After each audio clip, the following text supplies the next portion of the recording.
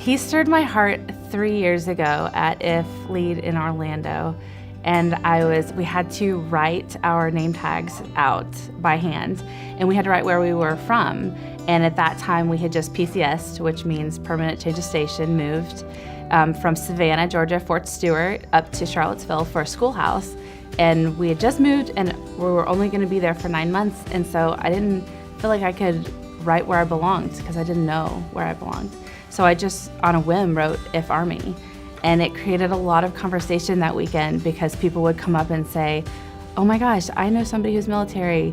You're in the Army? What do you do? You know, your life is so different than us. Tell us.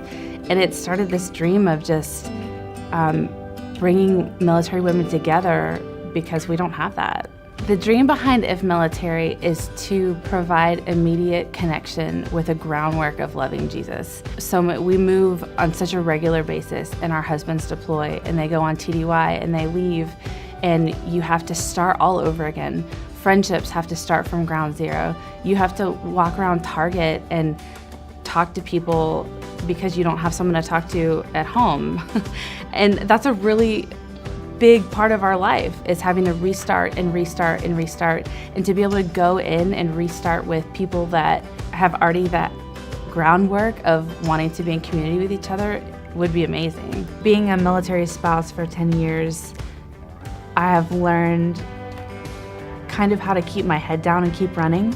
I would be lying if I said that on an average day I don't end it in tears and exhaustion.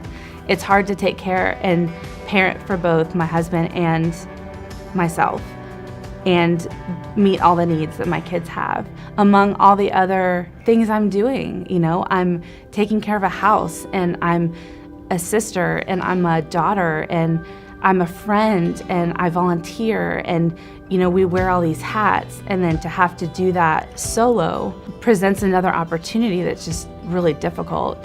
And it's easy to keep our head down and keep running and not look up.